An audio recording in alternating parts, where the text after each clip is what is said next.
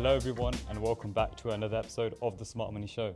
My name is Laman and as usual I'm joined by Ali Suleiman. How are things? I'm good, bro. It's weird to be sat on the same table for once. Normally we're facing each other, but it's been a while since we've done an in-person episode and I'm very 100%. glad to be doing it where we are today, but I'll let you spoil that to our listeners and viewers. Yeah, so of course, as you can see, the setup isn't our usual one back in Peterborough. So we drove up to Birmingham in RBC Brewin Dolphins Birmingham offices, and it's just amazing that the firms allowed us to film it. And then, of course, the individuals that we have on today, they've given up their evening. So I guess a small round of applause to them as well. But we've had a delayed setup, of course, as well. But Yeah. I'm just going to get straight into an introduction because I'm very excited for this special round table episode, 100%. which I'll spoil. So we are joined by three brilliant guests who represent the next generation of investment management talent. So first up is Wolfie Papirnik, an investment manager who joined RBC Brewin Dolphin in 2021 after graduating with first-class honours in international finance and economics and completing a distinction in wealth management. He was recognised as one of Citywire's top 30 under 30 investment managers, and he combines technical expertise with a passion for people and community impact, leading corporate responsibility initiatives and supporting causes close to his heart, which we'll get into. We are also very excited to welcome Harjot Wahiwala, who began her career at Goldman Sachs and now works with the Midlands charity team at RBC Brewin Dolphin while on her way to becoming a chartered wealth manager. She's passionate about making finance more accessible, and her work in mentoring, community leadership and service has taken her from student societies all the way to Parliament. And finally, joining us is Reece Smith, who started his career in M&A at PwC before moving to RBC, where he spent nearly 5 years working across both private client and portfolio management teams. With a background in economics and finance and a master's in investment management, he brings a thoughtful and well-rounded perspective to his work with clients. So again, a massive thank you to RBC Brewin Dolphin for allowing us to film here in their Birmingham offices, and to our behind-the-scenes interns, Aditya and Ritesh, for their help behind the scenes, as I said. And a special thanks to Ritesh, actually, for reaching out and making this all happen, primarily reaching out to Harjot and then coming to the Student Insight event and reaching out to Wolfie and Reece as well, which we really do appreciate. I'm staring at Ritesh, but he's behind the camera, so you can't see him, unfortunately. But I'd love to welcome everyone onto the podcast. Thank you very much for joining us. And how are we today? Yeah, wonderful. Yeah, very good. Amazing. And thanks again. We really do appreciate it. And it's just going to be an amazing episode that we've got lined up for you, haven't we, Naman? Yeah, I mean, the setup at the start, as you mentioned, it was a bit difficult, but you guys have provided us with an amazing room, and the final cut's going to be amazing. So 100%. You can see all of our best sides, everything. But anyways, I think, can I kick off then? Yeah, you can steal the kickoff. Go for it. So, of course, as we all know, we normally kick off the episode with a nice introductory question. And I'm going to shoot this question to the three of you. You can answer in any order you want to, but what originally sparked your interest in finance and investing? Oh, okay, I can start. Yeah, so what got me into finance and investing? Oh, actually, mine's quite a bit of a sad answer, if I'm being honest, looking on reflection. So when I was at sixth form and I was thinking about going to uni, I was very money motivated. So I thought, if I'm going to go and get into all of this debt, it needs to pay for it. So I actually Googled some of the best paid jobs in the UK. The first few weren't really tailored for me. I didn't find, and I studied economics at sixth form for my A-levels. Really enjoyed economics, found it really interesting, found the markets interesting. So that's what decided me to go down the uni course I went down, finance and economics, and it was there where at the start of uni I was very keen to go into investment banking. Again, I was quite drawn to the fast-paced environment, and if I'm being completely honest, the financial rewards you get from that industry. But I would say my reasons for enjoying the industry now have changed quite a bit from what drove me to go into investments, if you like. Yeah. Who wants to go next?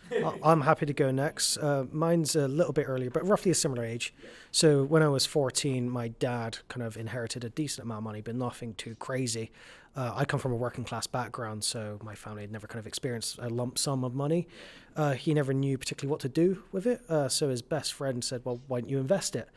My dad kind of gave a quick look at what the stock market is. He saw a bunch of graphs and numbers and decided it was a bit above his level. So one day I came down to visit him. I must have been about 15 or so. He was like, "Reece, you're doing maths, right?" I was like, "Yeah, at GCSE." He was like, "Take a look at this." And so that was kind of my first exposure. Of course, naturally, I had no clue what I was doing. And thankfully, he didn't take any of my rather sage or unsage investment advice. But it was my first kind of exposure or insight into financial markets, but also kind of how it can help and affect people in positive ways, kind of the benefits from investing, kind of how you can reach your financial goals. And that kind of informed a lot of my career decisions, but also my interest as well, which eventually led to my bachelor's in econ and finance and my master's as well. So that's kind of my first kind of spark, I'd say. Amazing. And last but not least, Harjot. Mine is actually a combination of both, to be honest. I was an aspiring surgeon out of all things. Ended up doing a lot of work experience, went into hospitals and got into theatre, watched amputations happening, and then realised that the quality of life of a surgeon was not very high. Although, they got compensated quite well for it, it was not something that I thought, okay, I want to have some quality of life. Then, having grown up in like a background of business people, come from 7 generations of business people, from all sorts to from property to farming to even going back to kind of ancestors pre-partition sides, always being very kind of entrepreneurial. So having that mindset, I had a choice. My parents had said to me, look, wherever you want to choose, do it. I thought I could go within the family realm and kind of join that, but then I thought, you know what, I want to forge my own path. What can I do that is smart and will make me a lot of money?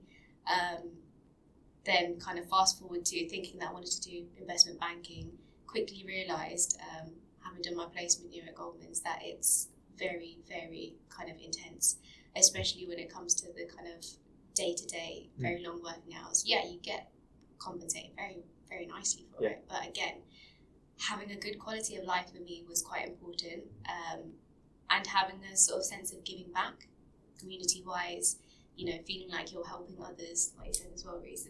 That was something that was key to me, and I thought, what can give me something that is a happy combination of both of those? What can I help others and be in service of others while still, not having to compromise a good quality of life? And then came across wealth management and thought, you know what, you can build really, really deep-rooted and genuine relationships with people, as well as being able to help them to plan their future generations and, help them with what they want to achieve out of their life. Yeah. 3 brilliant answers. No, thank you. And we always like to start off with that because we think it gives the frame to the picture we're trying to paint and create throughout this episode. And I think we both kind of sort of aligned with some of the values that displayed in those answers. I mean, for yourself, Wolfie, I remember you and me obviously went to school together, year 10, year 11, COVID times. We searched up top paid jobs out of degrees. I think everyone does it at some point, and we just went straight to the top. Like, right, that's it. Obviously, there were other sort of benefits as well, but that was genuinely. And for yourself, Harjot, I mean, forging your own path for me resonates a lot. I think it's just an important thing to be able to say, I've succeeded and I did it my own way. I think it's really important to say. And Reece, I think the only massive lump sum of money we saw was our student loan last year as well. So I think it's great to see that there's values that are aligned across the board there. And Wolfie, I'm actually going to come to you off the back of your answer. So you did undergraduate and postgraduate studies before entering the industry, I believe. So what made you motivated to do the postgraduate after your undergraduate, and how much impact has it had on your career so far? Yeah, okay, it's a good question. So I think what really motivated me is I still wasn't sure exactly where I wanted to go. So I was going to get my undergrad degree. I didn't know exactly where I wanted to go. I really enjoyed university in terms of living away from home. I wasn't enjoying living at home too much at that period. And I wanted to go travelling. So whilst at uni, I was working the whole time. I had a few different jobs, but the constant was working at Tesco's. And through that, I was managing to save money to go travelling. Because I did do quite well in my undergrad, I asked my university to let me do my master's for free. They didn't say yes to that, but they did give me a very reduced rate because I wanted to actually go to a different university to do my master's. But in terms of the student loan you get, it doesn't work in the same way. So I just could not afford to go to a different university. If I wanted to do my masters, it had to be where I did my undergrad, which was Sheffield Hallam. But the key reason was it gave me a bit of breathing room, if I'm honest, to save some money to go travelling whilst really enjoying that period of my life. And I think it was great because I was very conscious that I was taking a year out of essentially not going straight into work after getting my degree, and that did kind of concern me. So that's why I decided to do my professional exams whilst doing my masters, because when I looked at graduate programs, the majority I was looking at, the first 2 years of this graduate program was getting your level 4 exams. So I thought, if I'm going to delay me starting a career, I want to make sure that when I do start my career, I'm kind of ahead of the game as much as possible. I don't think the masters has necessarily benefited me hugely, being honest, but I do think the fact I did my professional exams has been huge in terms of my career development. It's certainly allowed me to step up and take on more responsibility quicker since joining Brewin Dolphin. And I think if I hadn't done my masters, I wouldn't have had the funds that I saved whilst working at Tesco's to go travelling.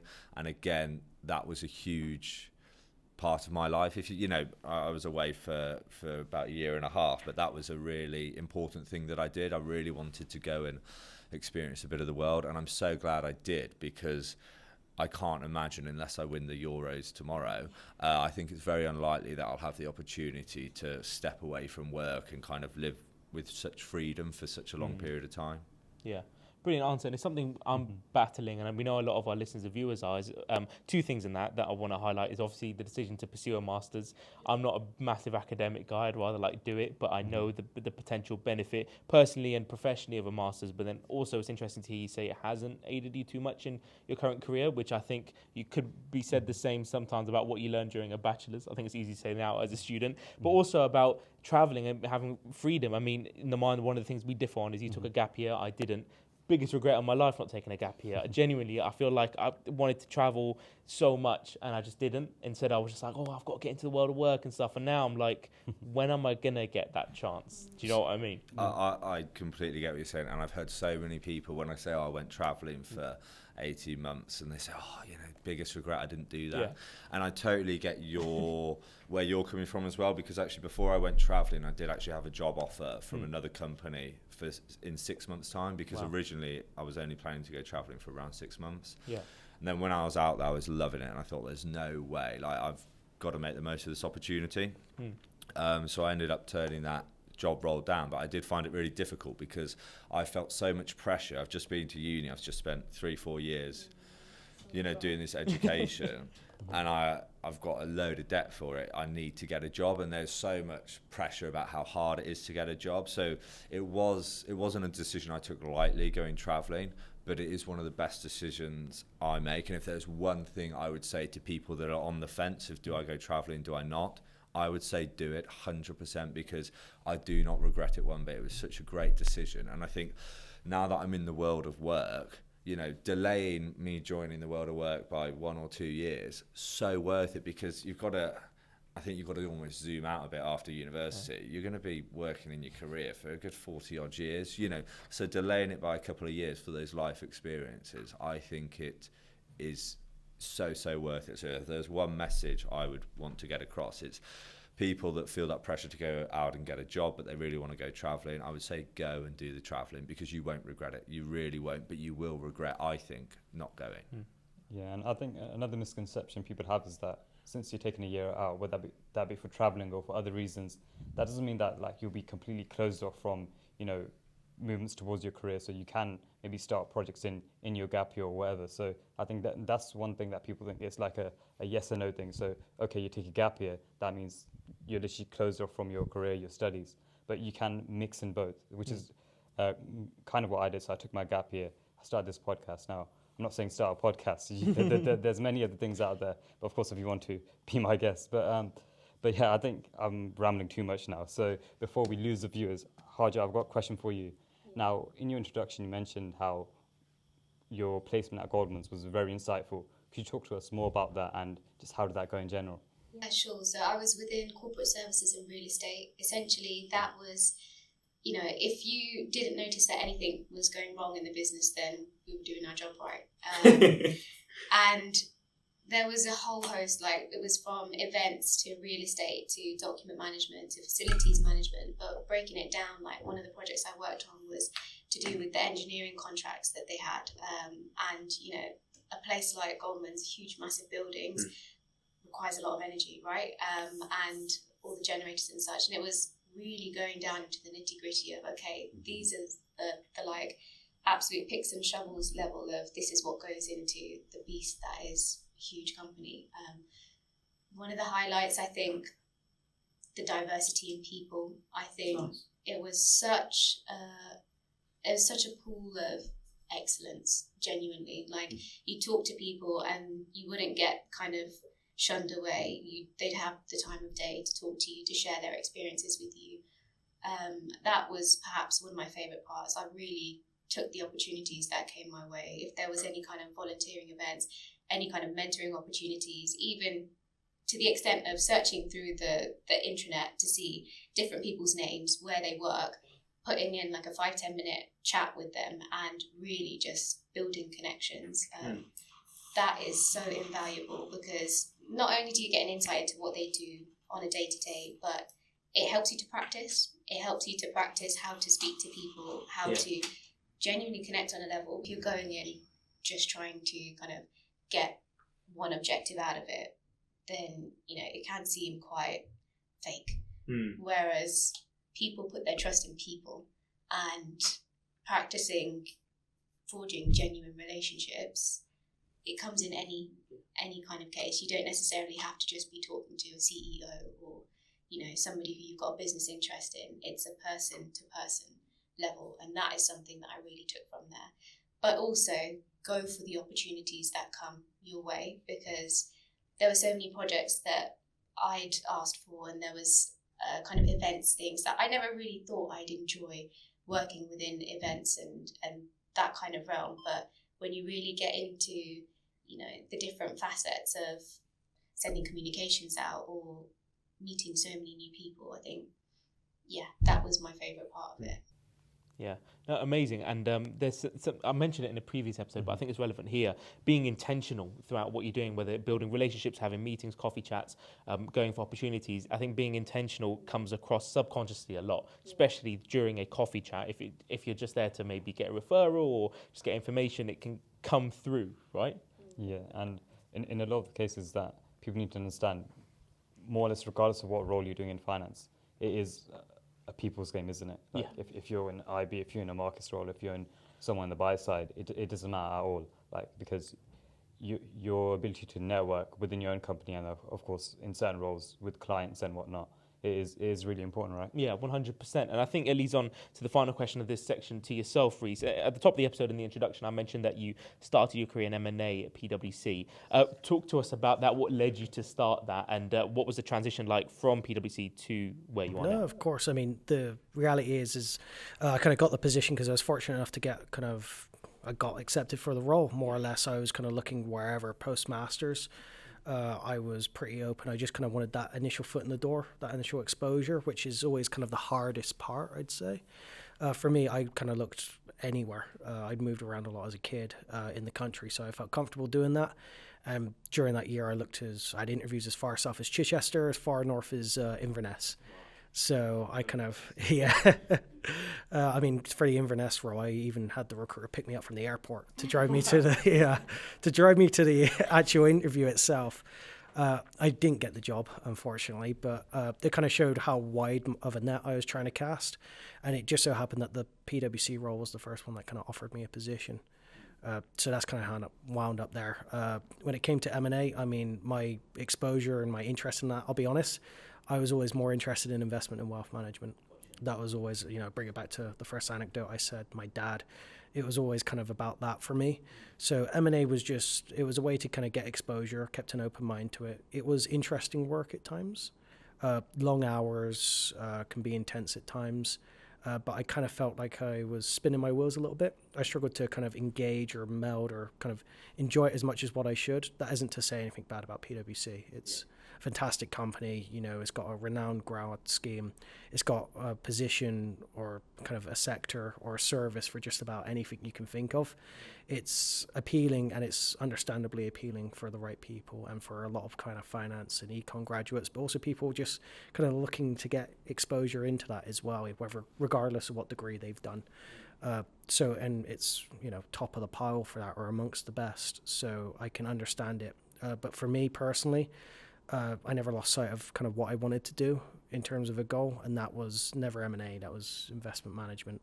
So, you know, I'd gain exposure to Brewin Dolphin kind of anecdotally during my time at my master's. I interviewed someone in the Edinburgh office as part of my dissertation, so I became aware of the company then. So when I saw an opportunity, I was like, oh, wow, that's something that feels a bit more my speed, my gear. And I kind of just took the opportunity accordingly. So the transition I found relatively easy, but that's just because for me personally, I never lost sight of the end goal of what I wanted to do. Yeah. Amazing. Again, it comes back to being intentional. I'm seeing that pop up across those answers. And we're going to get into specifics at RBC in a future section about what it actually is like to work here. So I'm glad you touched on it there. So, of course, as Ali said, we rounded off that section of the episode, a nice introduction. But then now this section, we're going to be talking about how you guys, like your early career lessons and actually breaking into finance. So another question to the table, you can answer it in any order you want again. Now, what was the toughest part of breaking into finance, and then for each and every one of you? I'll start. It took me 4 years post-graduating to get a position in wealth management. Wow. I'm just going to stop and let that sink in because I did over 1,000 applications. I had a separate email address where I was sending all my applications to. And it was so tough. The amount of people that used to say to me, oh my God, you've got Goldman's on your CV, you're going to get through so many doors. And I really did not get that. Yeah. Part of it, I feel, may have been the fact that COVID just happened around the corner from me graduating. So I graduated in 2019. Thought to myself, okay, we've worked hard, so we're going to have a little bit of a break and enjoy life a little bit. But then also did some applications on the side. Had a couple of interviews, went and quite very nearly got positions, but then COVID came in. So it meant that a lot of people, a lot of businesses were very unsure what was happening and putting freezers on their hirings. So I thought to myself, okay, what can we do instead? Don't try and stress about it too much, but low-key, when you have the kind of person on the inside, or like the duck on the water, so you look completely fine on the top, but you're really kind of struggling to swim.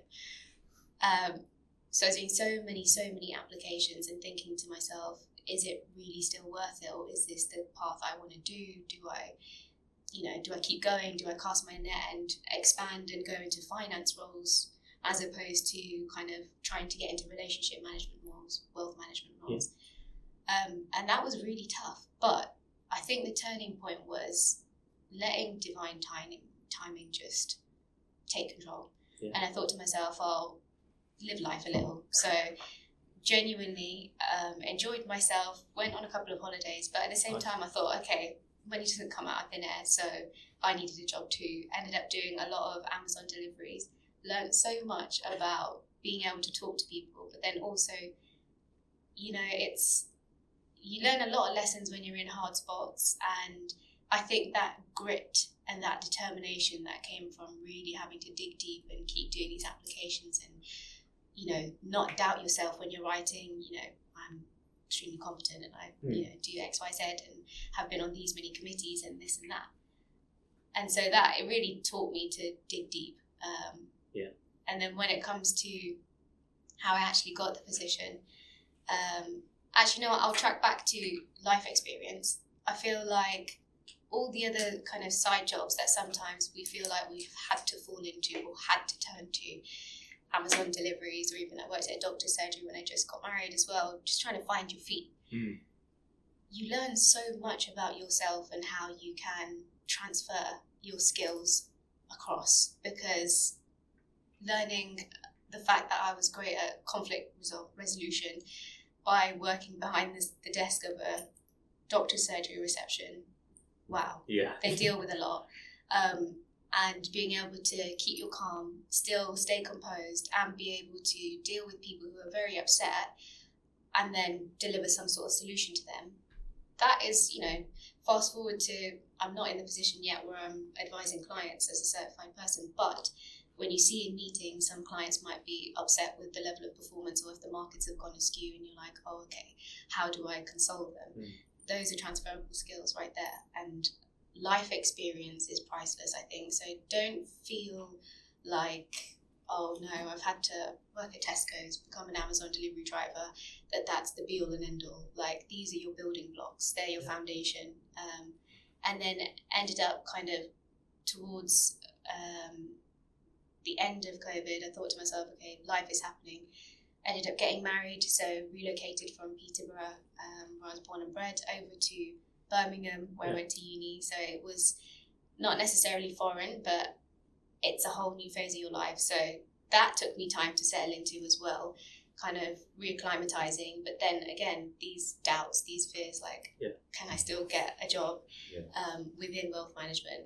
And again, I used to think London, that's the centre of everything. But I realised there was plenty of opportunities outside of London, and actually ended up through one of my dad's networks. He had a meeting with somebody who worked at Brewin's, mentioned to them that I was looking for a job within wealth management. And, I also, in prep for lots of interviews, got in touch with people on LinkedIn and said, please, can I have a couple of your minutes? I'd love to pick your brains on X, Y, Z. And found somebody who was really open to helping me to get through an interview. And she said, yes, they'll know that you know all your information, they'll know you've got a degree, but when it comes down to it, they want to know, can I gel with this person? Will I get along with them? Will they work well with the team? Can I have a joke with them? Because you're working with these people day in, day out. You can't just be, a robot and be excellent in Excel, but have no social skills. And that was the turning point for me in understanding that allowing my personality to come through was what really got me through the door, as opposed to relying on a name on your CV or a company, for example. Being authentic in yourself, that's what got me the job. What a brilliant answer. Yeah, sorry, I just wanted, I'll probably just kind of shadow a lot of Harjot's kind of comments there, because it was excellent. When it comes to, applying for jobs, doing interviews, there's no way to put it. It's arduous, it's difficult. You kiss a lot of frogs and just wind up with warts. It's very hard in that regard. So, I mean, as I mentioned, I've had interviews kind of up and down. And, sometimes it looked like it was going to, turn out into something, and it didn't. You have to deal with rejection a lot. Thankfully, my personal life in uni made me pretty resilient to that. But you do have to become a bit numb to kind of just getting those emails, whether they're generic or personal, or a phone call, just being like, sorry, position's been filled or it's gone to someone else. And, you work a job as well, and that's useful skills. But you also have to spend the time just going through, looking, is this a position right for me, tailoring a CV, applying, doing any assessment centres or pre-screen exams that some places offer as well. And it's difficult to do that, but it's about kind of the end goal and just kind of pushing towards that as well.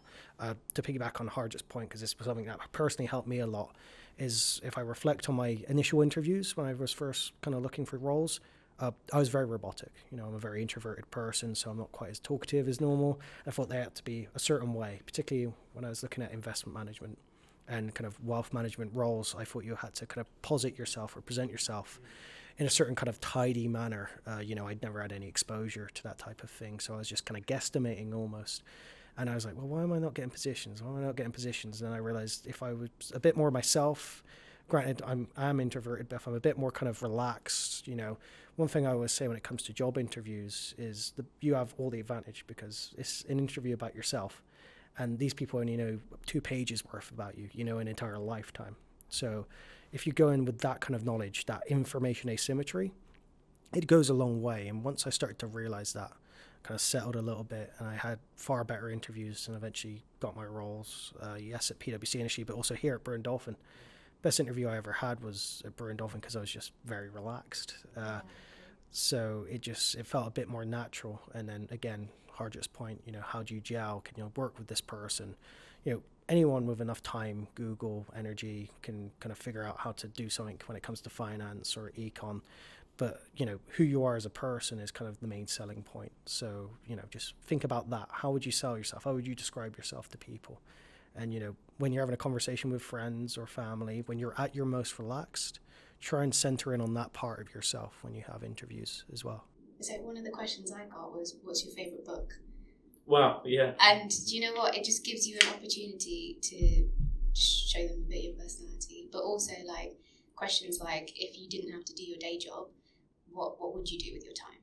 Mm-hmm. Actually think about that. What would you do with your time? That was what I got as well. And I thought to myself, okay, if these guys are not just asking me straight about, can I do this in Excel, or, what is the stock price of RBC Brewin Dolphin today? Like, yes, know those bits of information as well, but it's almost like a secondary interview. You're interviewing the team that you could potentially work on as well. Do you like these people? And the fact that they're asking really normal questions or trying to get to know me a little. It's a reflection of the culture, the firm as well. Mine was, if you could be an animal, what animal would you be? That was I need the answer to that. Lobster. Always a lobster, yes. Dynamic, resilient, can work in and out of the ocean. Lobster, yeah.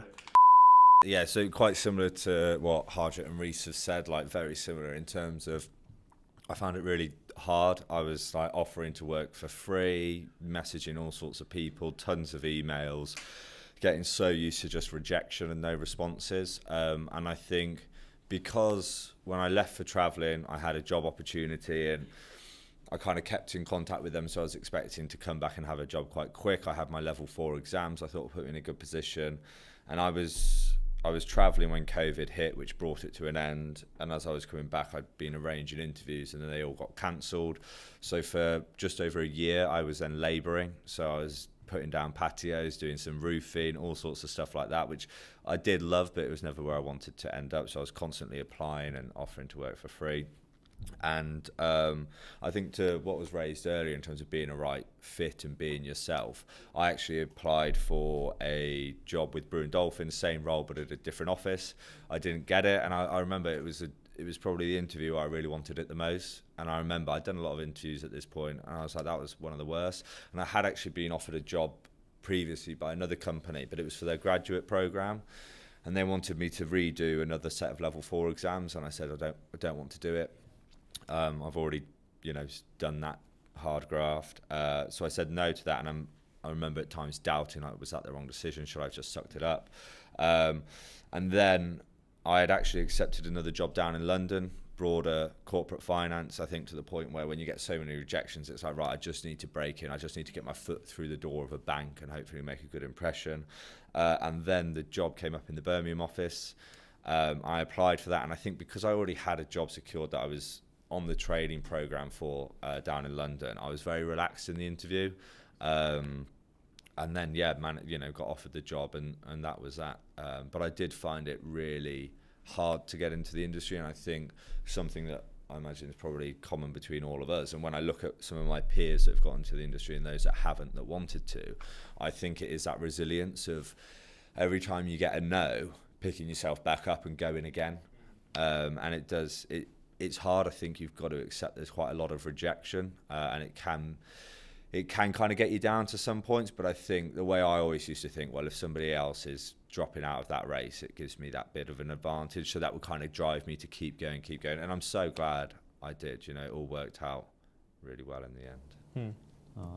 Amazing. I think that those 3 answers from each of you, there's just so much value in it. And then I think it's something that a lot of me and Ali relate to as well. Like, of course, for us it was more spring weeks and then your internship cycles. And Ali's a year above me, so he's been through the internship cycle. So how crazy that I thought 200 applications were a lot, and then hearing 1,000 is a lot. But it's almost it's a bit saddening, but also a reality check to know it's the same. Mm-hmm. I'm not saying there's a lot of years between us, I assure you, but what I'm saying is that it's still sad to see that, and I think it's almost sad to see that. The financial services industry is great. And if it was a bit more welcoming in some aspects, and a bit less reliant on resilience, which is also a great aspect and ability to have, maybe more students could feel that this is an option. But it's something to keep in mind for sure. Yeah, 100%. Anyone who's like a second or third year applying to summer internships, they would know this week alone, at the time of recording, like 40 different internships opened up, all like top banks. So it's been just all over the place. But yeah, again, these interviews, I remember like for the reason why I was lucky in my gap year as well was because I was applying to degree apprenticeships, and then I didn't get any. I bottled all the interviews. I got so many interviews, but I bottled all of them. But it was like a nice wake-up call because, when I came into the spring weeks and then now coming the summer internships, then like I kind of knew what to expect. And then, of course, your guys' advice on how, just being natural, not over-prepping. A lot of people do that as well. They over-prep for an interview and then they get even more nervous, and it's just like, everything crashes basically. Yeah. So, but yeah. Kind of talking yourself out of the interview almost. But I think some companies also, not to name any names, also kind of almost create that atmosphere themselves in the interview when you're thinking of like, I need to over prep. It's because of the culture they present outwardly and the reputation they have. So sometimes it's the fault of the company as well. I think is a safe way to say it. When it comes to kind of prepping, of course, do your prep, but at the same time, trust your own ability, because the fact that you've gotten this far through understanding that you want to work within finance and kind of got your heart set on that, trust the fact that you've done the hard work as well and use that to help you to relax, because honestly, like, it'd be silly if you were going into an interview thinking you can wing it, right? Yeah. We're not Conor McGregor walking in like, okay, Yeah, exactly. I can do this. Yeah. But at the same time, it's like, trust your ability. Trust the fact that you've put your hard work in, you've done your prep, just be yourself now. Yeah, for sure. It's a fine line. Yeah, because it's like the industry's gone so insanely competitive that like there's, for each job, and like maybe 60-70% of the applicants can do the job perfectly. It's just out of that pool of people, how many people would actually fit on the team, how many people are like are good with their social abilities and whatnot. But anyways, yeah, exactly that. And as I said, those were such holistic answers that it's provided such an amazing segue onto our next section, which is one that I've been personally most excited for, which is life at Brewin Dolphin, and a bit about your personal values and impact and how you present them through your community work and careers at the same time. So again, another question to the table, I think, to open up this section. What do you think makes RBC Brewin Dolphin unique compared to their competitors, and what stood out to you? Genuinely the people, because I really enjoy getting involved in all of our employee resource groups. One we've got at the moment that I'm one of the champions for is the Mosaic Network. That's the Diversity and Inclusion Network. But the amount of people who are so open and willing to genuinely help you on your journey is fantastic. I think we really do work with a great bunch of people in our office as well. People make a big difference. And so genuinely, I think, we've got a lot of great people around us. And when it comes to feeling more motivated, a lot of the time, if you're surrounded by good people, you want to be a bit better as well. Yeah, for sure. Being wary of your circle is a lesson that's stood in good stead, I think, for us as well, especially as a student at university. It's very, very easy to get put into the wrong crowd, which we see as a commonality a lot. But sorry to interrupt. Who wants to go next? Yeah, no, absolutely. I think my impression of Brewin was always positive based off the time I first interacted with someone who worked kind of for the firm, and that was at the Edinburgh office. I interviewed someone there, and one thing I was always really impressed by was kind of the focus. You always kind of circle back to the client itself. Nothing was ever lost in terms of detail, but at the end of the day, it was about the client and client service and kind of, what we're trying to do here and achieve goals for the client. That kind of constantly rung in my head to the point that I applied to Brewin kind of several times to several different offices, 3 different offices in general, until I got the one here at Birmingham. And kind of, again, to circle back to Harjot's point, it is the people, yes, it is the professionals, but it's not just the people we work with, it's our clients as well. And kind of meeting those needs and always focusing and always thinking about how we can improve those efficiencies, getting that 1%, 2% extra better client service. It's never lost. And that's something that I greatly appreciate and makes me proud to work here. I think if I'm being brutally honest, when I think about, there wasn't anything that drew me to Brewin over some of our competitors. I was very much drawn to the industry and what that entailed. as I was going through the interview process, I was really pleasantly surprised speaking to the people that work here and actually looking at how long they've been here. So I remember the people that interviewed me, I think they've both been here like over 20 years, you know, and for me that was a really positive sign. And I think what drew me to my role in particular is it was working with charities. I think I mentioned before the show that whilst I was at uni at the start, I wanted to go into investment banking. That slowly evolved to where I wanted to go into impact investing, which is quite a small niche, but it's investing for social and environmental return alongside a monetary. And I really into that, but there's not really any opportunities for jobs at that point. But when I saw the charities one, that really resonated with me, and I thought I'd love to get involved with that. And I think that shone through in my interview with the person who headed up at the team at the time. And I say, so at the start, there was nothing that really kind of drew me to Brewin over our competitors. And obviously, I've only worked here, haven't worked anywhere else. But I've been so pleasantly surprised by the culture. Because if I'm honest, I remember on one of my first days, I was expecting to come in. You know, I'd always be in early. I would never leave before my boss. But I remember the first day, one of our colleagues, she had a phone call off one of her daughters. She just picked up her phone in the office and walked out, and she left for the day. And I thought, wow, that's amazing. You know, I was expecting to come into an investment banking culture. And for me, that made me think this is fantastic. You know, I'm still young, haven't got kids, but hopefully one day.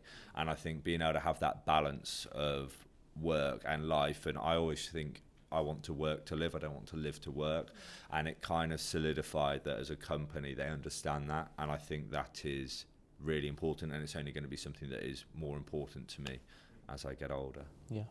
Yeah, I mean, especially with the RBC's acquisition, like a lot of people assume that because they've had that interjection of like a North American bank or investment bank, then that whole culture just gets shaped in that direction. But it is really eye-opening to see that that's not the case, and it's much more welcoming. But I guess a follow-on question that I want to ask to the table as well is that, so now talking about the role itself more. Now, what surprised you guys about it? Because I know that you guys mentioned you had wealth management in idea for a while, but then now you're actually working in the role. Is there any surprises? Yeah, I think one for me is actually you get your exams done and you've got to understand all the technical stuff, but I think what makes you good at the job is the soft skills, the people skills, especially in a client-facing role. And I don't think that is very clear. Like, it certainly wasn't clear to me when I was applying to jobs that actually just how important those skills are. Of course, you need the technical ability in X, Y, Z, but I think it's those soft skills. It surprised me, actually. That is the difference between a decent investment manager, wealth manager, whatever, and an exceptional one. It's how they deal with their clients. Yeah, I was going to say that it's the soft skills. It's how you present information to a client. It's how you kind of conversate with them. It's understanding kind of what they need and what they prefer as well. It's how you broach difficult subjects. It's, you know, whether you ask kind of open questions, closed questions. It's how you get them to engage, but most importantly, trust you. That's always a hard thing. You know, you have people that you trust implicitly. But if I were to kind of point to someone across the street and go, okay, get them to trust you. How would you do something like that? It's such a kind of almost unscalable mountain if you don't think about it and break it down. So those soft skills and kind of understanding the psychology, whilst also still being genuine as well, and not trying to be like an overt salesman, actually trying to present yourself alongside with that. I think those are kind of the kind of things that kind of were unique to me. Yeah. Mine was perhaps the opposite. I think, call me naive coming into it, I really enjoyed the idea of client facing, you know, being in front of clients. For some reason, I assumed you'd be doing that all day, every day. There's a heck of a lot of desk work that happens leading up to that and post that. So that element of it, I was surprised by, but also the level of variety when it comes to that desk work. Because yes, of course, you've got to prep your meetings and you've got to get the materials that you're taking with it. But also, you'll have client queries coming in and we'll be asking about a very niche thing, or why has my report got this in or that in? Versus, you know, for example, working on the charities team, we have charities who have a lot of trustees on their boards sometimes. Trustees have to change every couple of years. And so those changes that happen in between, a lot of kind of administration-based work, I hadn't quite appreciated how much goes on behind the scenes to the idea of a kind of, amazing from the outside. You're only, seeing clients day in, day out, always busy, always traveling. Yeah, it wasn't just that. There was a lot that goes into the preparation side of it. It surprised me. No, amazing answers, and it's great to know that soft skills and hard skills, it still needs a balance. I think as students, I think you get like two parties of people almost that think it's just the technicals. There's like, if investment banking, Wolfie, you must have known of the 400 IB questions and stuff like that as a student. People just memorize those and think they're sorted. And then also the next party of people that think it's just soft skills, and it's refreshing to know it still is a balance, and people find enjoyment from those two parts of the role, as you guys have just said. Reece, I'm going to come to yourself, and I'll come back to your introduction again because it was so holistic. But I mentioned that over the 5 years you've been at Brewin Dolphin, that you worked across both the private client and portfolio management teams, correct me if I'm wrong. What do you learn from working across those teams, and what differed? Of course, yeah. So I guess my first I started in the private client team initially, and that was kind of my foot in the door, kind of my initial kind of insight into working in wealth management and the investment management industry. So just kind of getting a feel for kind of what it's like to interact with clients, just getting a broad understanding of what kind of goes into the meat and bones of just kind of service, annual reviews, but also portfolios themselves.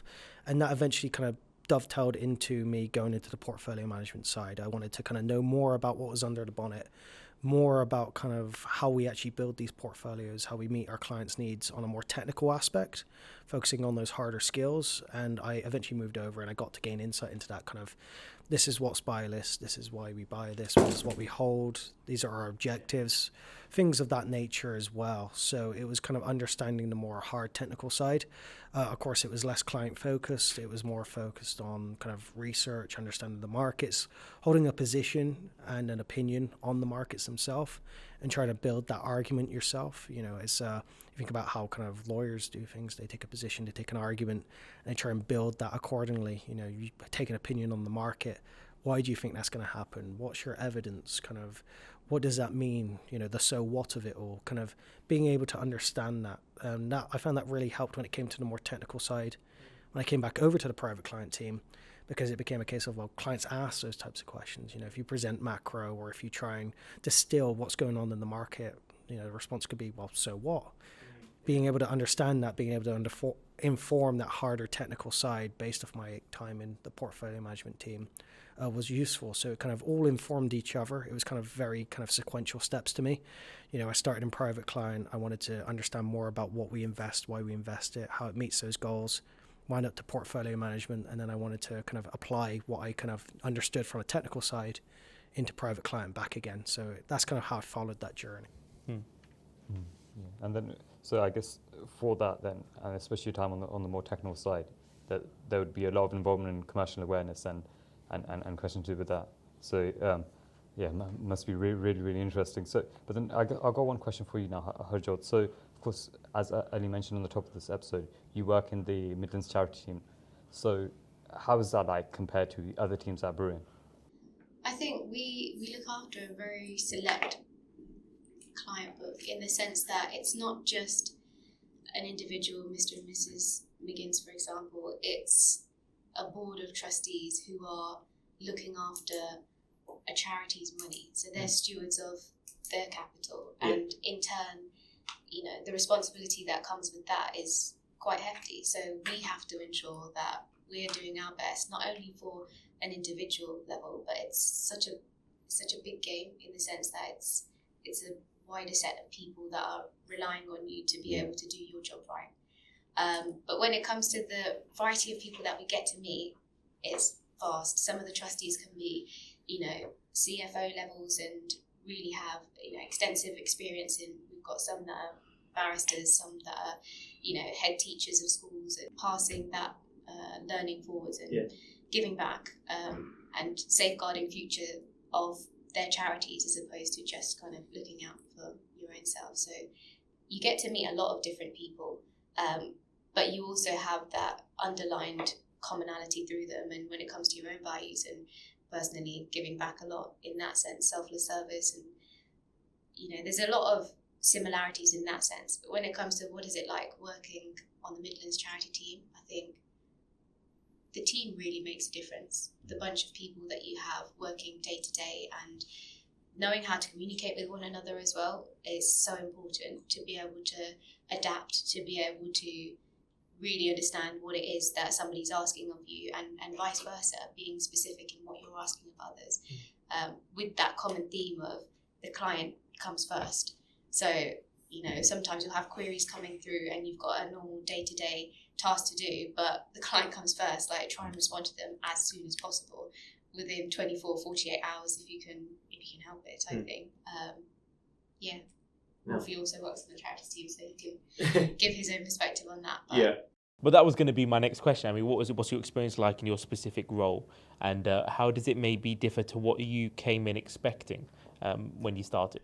Yeah, it's a good question. So I think my role has evolved quite a lot since I've been here. So I started off similar role to Harjot, as an assistant, then became an associate, then became an investment manager, and then got certified person status, which is basically when the company sign you off to go out there and give advice. So my role has evolved a lot in terms of how I'm servicing clients. At the start, it would be more picking up the phone, providing them with bits of information, whereas now I'm going out there and really leading meetings. I'm helping them more with their finances and doing that investment management role, which for me, I love. I love the client-facing side of things. One thing that is potentially one of my favourite parts of the job, which I didn't expect it to be, is actually pitching for new business.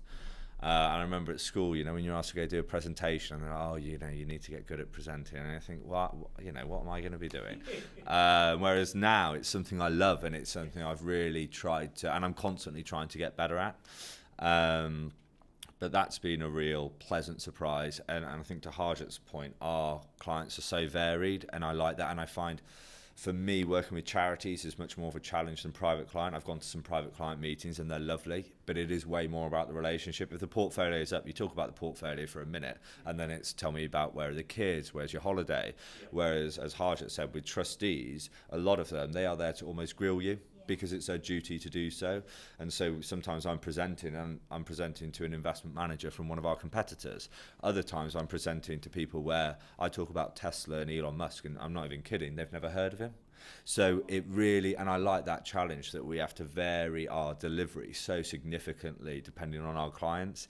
And I do love, our clients are fantastic, and there have been some meetings I've gone to and I've walked out and I'm almost like choking up, because I've gone to an AGM and they've got one of their beneficiaries in, and being able to see some of the work that these charities do is fantastic. And I know it sounds silly, but it's nice to feel that we're playing a small role in that. I appreciate, it is very minor, but it's nice to know that we're helping charities to deliver such great services.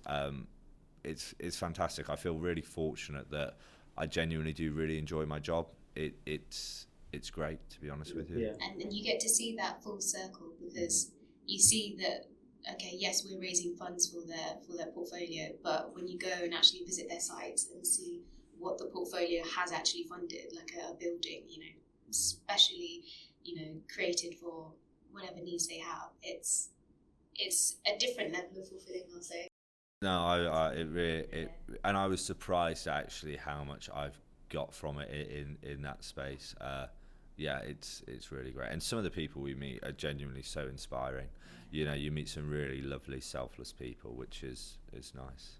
It sounds amazing, and it must be sort of fulfilling, as you mentioned, to actually see where your hours are going. Do you know what I mean? And I think that's unmatched to see your work having an impact outside of what you expected going into the role, right? But then, of course, there's like not necessarily like a dark side, but then another side of the coin in that case, because so I've also got a commitment where I'm involved with we're with charities, and then there's that extra like marginal bit of moral hazard in the case that, okay, that if in a scenario where things go wrong, then that money that could have went to a charity is, of course, going elsewhere or getting diminished. I mean, so yeah, there are two sides to it. Of course, it must be the fulfilling part of it is another feeling, isn't it? And of course, but regardless, though, like the providing a service, whether that be a charity or whether that be a private client, I think it is more or less or always aiming for excellence. But then I think that just that extra bit of moral hazard, if you get what I'm saying. So that was a brilliant section. Definitely kind of exceeded my expectations on what I thought life at Brewin Dolphin was going to be like. But there's another side to it, which we touched on in the charity side of stuff. But the personal impact, bringing in community and aligning your work at RBC and outside of it with kind of your personal values. So I want to go to you, Reece. How has working in sort of finance, but also wealth management, and specifically at Brewin Dolphin, changed the way you think about maybe giving back to the community? No, of course, it's very important because at the end of the day, we are based in Birmingham, is, second city. And there's also the fact that a lot of our clients are based around here. They're from here as well. So many people who work in the office have made this either their second home or their new home or from here initially as well. So being able to kind of contribute towards that and kind of put your imprint on that as well, extending beyond just, what our clients do, but also having our charities as well. Wolfie works on the corporate responsibility team. I won't steal his thunder there. He does fantastic work. But being able to make sure that every year in and year out, we're kind of identifying, we're doing our volunteer days, but also just kind of contributing, giving back to the community as well is very important. So being able to do that is vital, I'd say, not just for kind of career or kind of company recognition, but most importantly for yourself as well. Being able to do that, it puts it into perspective, and I think it's very meaningful also.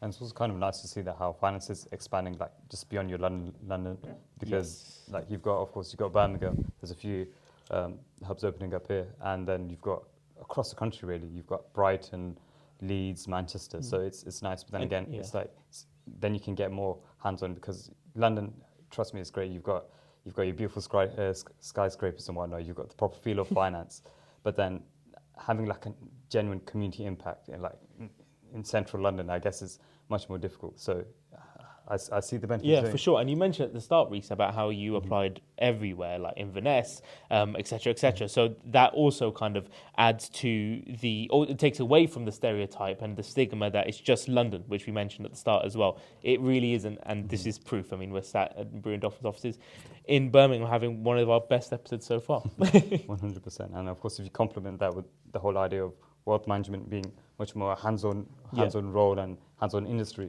so you can see the benefits play out itself. But anyways, Wolfie, now Reece mentioned that you were the corporate responsibility ambassador.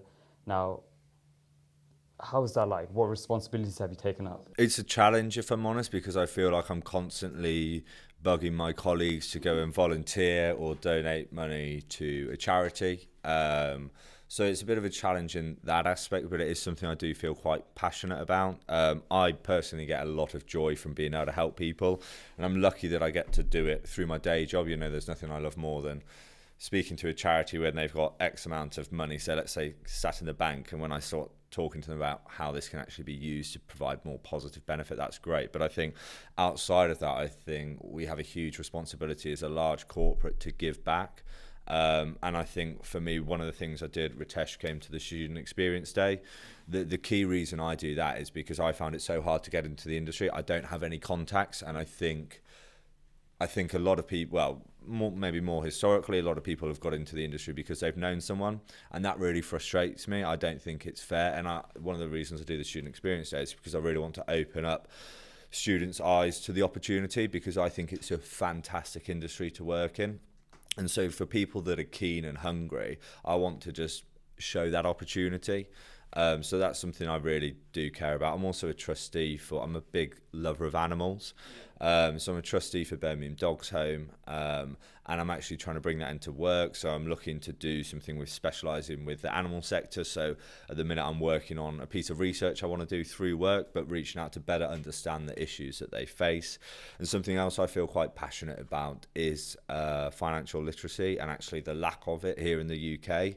Now, one thing I think we should be doing more of as a company, which I'm really pushing, is actually helping people better understand finances. So at the minute, a project I'm looking to work on is working with an NHS charity to provide financial wellbeing workshops for their staff, especially focused. We're going to do two separate ones, so one for more of the high-end earners and one for more of the low-income earners, because obviously they have very different challenges. But I think even when you look at the school syllabus, I think people are really let down by the fact that they're not given that basic level of understanding. And I think because we're in a position where we know that we have that information, I think we have a duty, if I'm honest, to share that as far and wide as possible and make it as accessible as possible. So those are some things that I feel quite strongly about, and I think, mentioned it earlier, I want to use my influence within this company to only expand upon the good work that we are doing. And as I said, I find it incredibly rewarding. And with the student experience there, even if it's one student that says, wow, you've really opened my eyes, I really want to go down this route, for me, that's a massive win. If it's somebody who wasn't previously considering it, which is, again, why I'm trying to make more of a focus on reaching communities where, poorer communities where they might not consider this industry, because that's where I want to really target, if I'm honest, because that's where I think I can have more of a positive impact. For sure, and I think you've got a lot on your plate, it sounds like, as the ambassador, as you said. But it's you're in wealth management. You're helping clients, and as you work in charities, you're helping charities manage their wealth. But also, especially in that latter section about financial literacy, you're helping people who probably wouldn't get close to asking for help from wealth managers manage their wealth and their finances. And I think that's amazing. And what you said about just helping one student is sort of the motto that we kind of run by a little bit as well. I mean, don't get me wrong, we started this because we wanted to learn from professionals like yourselves, but now we realize that there's a wider community initiative out there, and there's the students that want to get into financial services, that community is massive.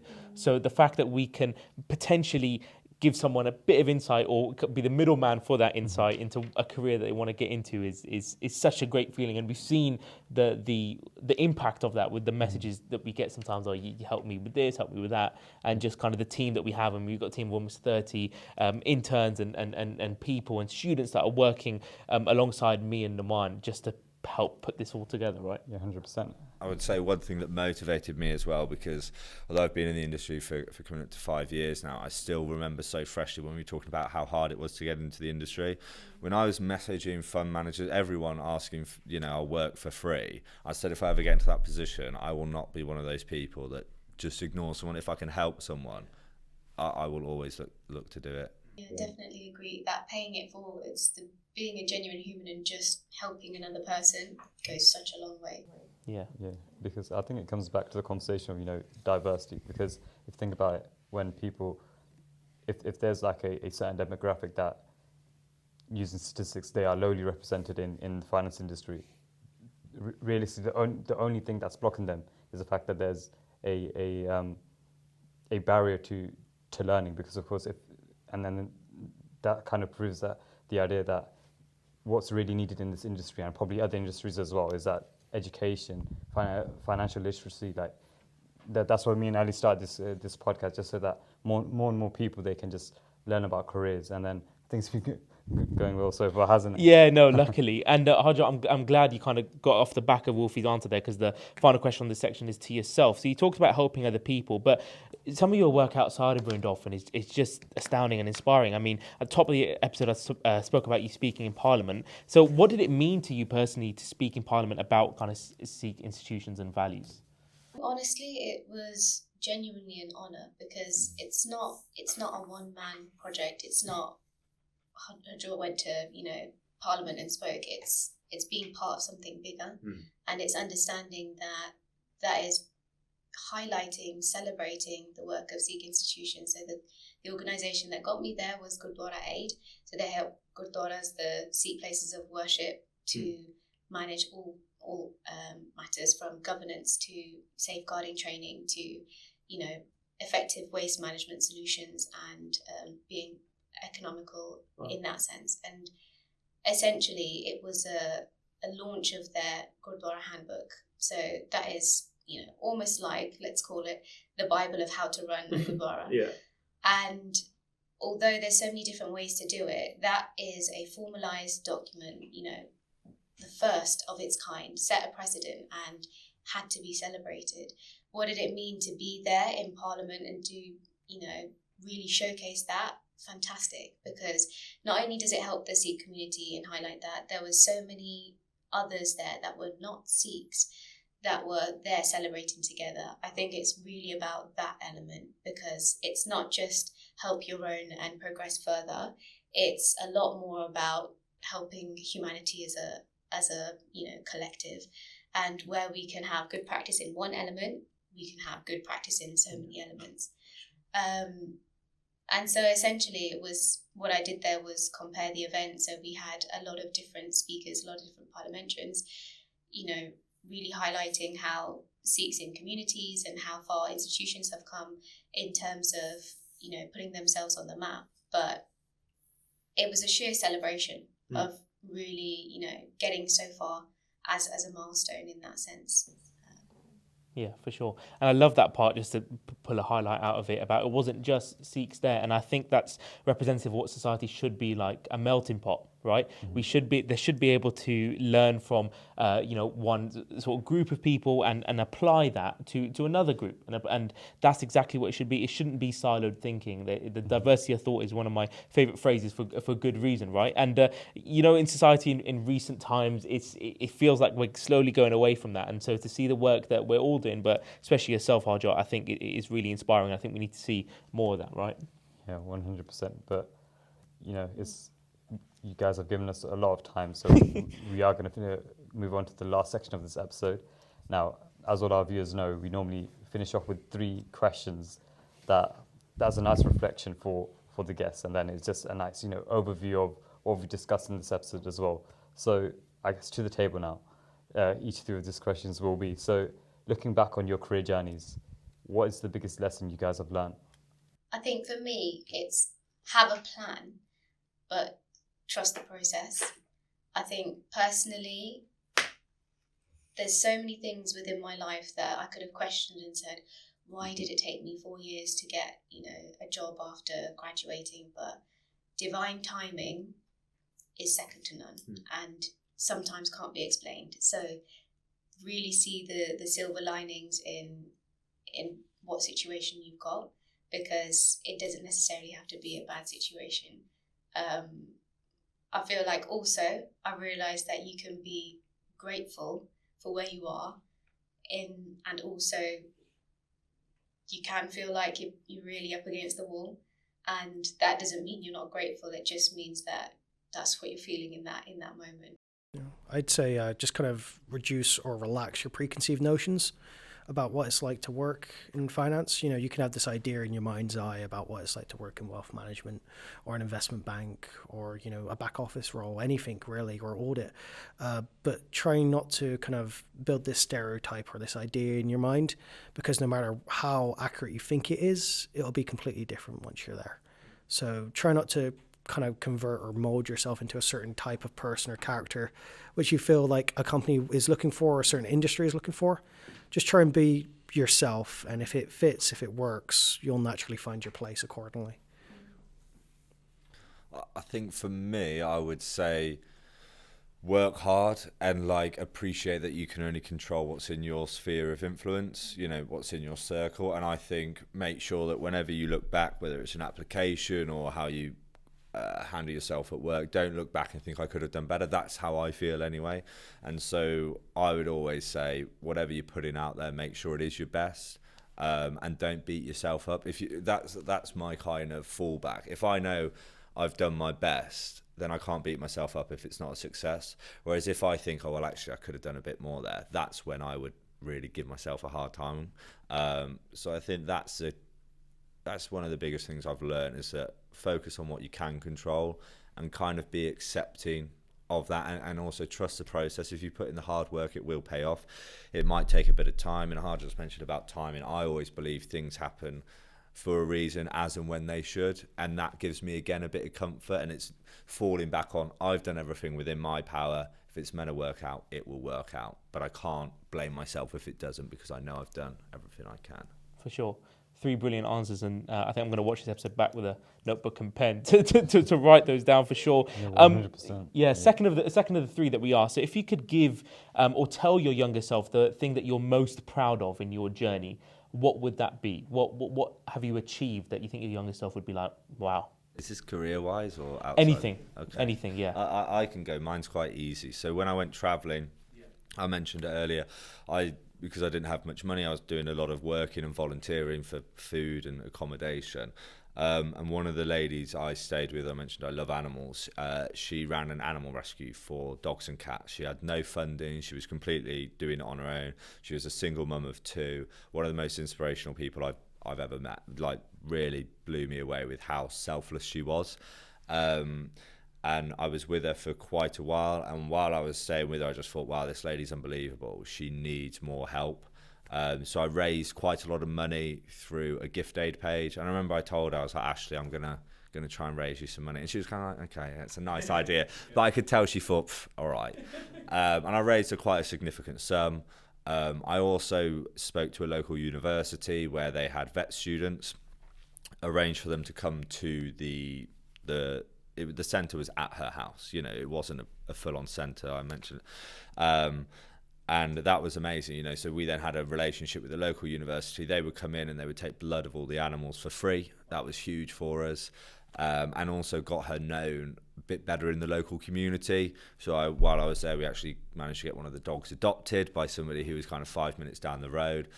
And for me, because it was something I felt so passionate about in terms of what she was doing, and she was someone that I felt really deserved more help than she was getting, I was so proud of how I was able to help her, and that the satisfaction I got from that was huge. And I said, like, after that, you know, I always want to be doing something for a cause that I'm passionate about. But that for me is something that I am really proud of. It sounds like giving back's in your blood. If I'm honest, yeah, but I didn't think it was to the extent it is. That has evolved. You know, when I think to myself at the start of uni, wanting to be an investment banker and just willing to do whatever it took to earn the max amount of money, whereas now my viewpoint has totally changed. And I think it's because I get so much more happiness from doing that than I expected. Yeah. Who wants to follow that up? That's a difficult one, impossible to follow.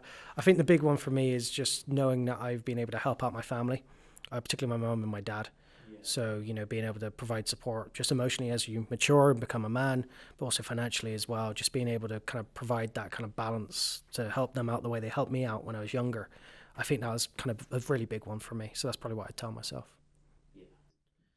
It's a really difficult one, to be honest, because for me, I feel like it's not just a one ticket, like what am I most proud of, but I think the sheer growth, looking back, the sheer growth in my own self as a person, when you see yourself as kind of like a uni student, you know, the world is your oyster, and then you come into contact with a couple of life truths, then you realise, oh, it's doom and gloom, you know, and it's the end of the world. And then you manage to be so resourceful and pick yourself up and really take all the opportunities that are coming your way. That has been something that I'm very proud of, that skill of being able to be resourceful, be resilient, and still be inherently positive about life, because let's face it, we're all going through our own challenges, just slightly different contexts. But the way that you turn up every day determines how you feel and the ripple effect of how others feel. And I think that's the impact I'm most proud of, the fact that, you know, not necessarily, I haven't, you know, raised X amount of money. Well, I have because I run a marathon, but what I'm trying to say is sometimes it's not a tangible kind of impact that you can measure. I think really understanding and appreciating how much you can grow as a person through your own life and reflect on, you know, what I couldn't do a year ago, 5 years ago, 10 years ago, I can do now. And seeing that development, that's something to be proud of. Yeah, progress. I would also echo that, to be fair, because we had a session yesterday up in Nottingham, speaking to some of the colleagues, and I was talking about the journey I've gone on. I remember going into my first meeting, and I was told, right, you're going to cover these bits, and the prep I did, the nerves I had before were huge. Whereas now I'll go into a meeting, you know, really challenging meeting, and I'm calm, I'm confident, and when I think back, I'm like, wow, I've come a long way, and that feels amazing. And when I think back to applying for all those jobs, and I seeing a title investment management assistant, I was like, that's so cool, you know, I'd love that. And now to be like, wow, I'm a fully qualified wealth manager, I feel like I'm buzzing for myself. Do you know what I mean? Like me, how like 5 years ago, but like, get on, like that's great. Yeah. I think it's so important throughout all of our journeys. There's so much that we can, you know, forget to really celebrate, and just celebrate yourselves a lot more. Yeah. Like, Yeah. whether it be a small win or a big win, yes, okay, I didn't get that job interview, but, you know, I really effectively portrayed my own self, or really well explained this section. It's like, celebrate the small wins and then they'll become the big wins. Yeah, I love that. I think that hits home. I'm not going to speak on your behalf, Naman, but it hits home for me, because sometimes I'm like, right, done that, what's next? You know what I mean? I don't give it its time to sort of marinate. Do you know what I mean? Whereas I don't want to look, it's similar to what we said at the start of the episode where I was talking about gap year and stuff. I don't want to look 30 years down the line and say, oh, I was kind of happy then. What went wrong? Why was I still pushing? And there's nothing wrong with still pushing, but I think recognizing, I think is really important. I don't know if you feel the same way. Yeah, it's just, I think it's about balancing it then, isn't it? Like, of course, don't ease off on the brakes if you do get an achievement, but then do have like a bit of a pit stop, you know? Yeah. That's a good way of putting it. If you're genuinely with your own self, it can be 5 minutes. It doesn't have to be 5 hours, 5 weeks that you're celebrating, you know, partying everywhere every week. But just have that moment with yourself and others as well. Yeah, 100%. But I think, you know, it's been a nice episode, but I think we're going to finally close off with one final question. You'll be rid of us soon. Yeah, and then we will be out, you guys, because you guys have given up your evening. So, one question to finish it off. Now, what's the biggest takeaway you hope that our audience, our viewers and listeners get from your stories? Again, to the table. I'm quite passionate about the travelling thing, so if you're on the fence, I would say go for it. And the second one, I would say, like, if you really want it and you're willing to put the work in, then again, go for it. You will. I believe if you put the work in, you will eventually achieve it. Those would be my two kind of takeaways. Yeah, for mine is, just think about how you want to dedicate yourself, how you want to apply, how do you want to actually physically or mentally or emotionally get to that place you want to be, and then, you know, make the necessary steps in order to do that, is what I'd say. Yeah. I think for me, it's no doesn't mean it's the end. Yeah. And dig deep, because life requires effort. And the sooner you realise that, the easier it becomes. Yeah. Amazing. What a way. I mean, if you're going to finish off an episode, that's how you do it. Wolfie, Harjot, Reece, thank you so much for your time. It has been one of the best episodes of our 30 episodes we've done a Smart Money show, and obviously 50 episodes of our previous season. It has been amazing to speak to you all. Thank you so much for giving up the time. I've learnt so much. I know our listeners and viewers have. I'm sure you have, Naman, as well. Of course, there's just, I guess, you know, there's one thing learning about wealth management, and of course there was insights into that, but then just everything beyond it was like about breaking into finance, about resilience, everything. There was just there was so many gold nuggets throughout the episode, wasn't there? Yeah, 100%. And for our listeners and viewers, we hope you enjoyed that episode and learned as much from it as me and Naman did. And if you are watching us on YouTube and for some reason you haven't subscribed already, I'm sure Wolfie, Harjot and Reece have given you an amazing reason to subscribe for more episodes like this from the Smart Money Show. And exact same goes to our listeners on audio platforms. You can drop us a rating and follow on those, and drop a comment on either platform if there's someone we should be speaking to that we haven't spoken to yet, or a topic that we should be covering on the show that we haven't covered yet, or an office that we should visit. I think we'll take suggestions of that as well. And of course, thank you so much to our interns Adi and Ritesh for helping, coming down and being behind the scenes and just helping Ritesh to put this together. It wouldn't have been possible without yourself, as Wolfie mentioned. So thank you so much to everyone involved, and we'll see you next week for yet another episode of the Smart Money Show. Thank you so much for watching and listening. Take care and stay tuned.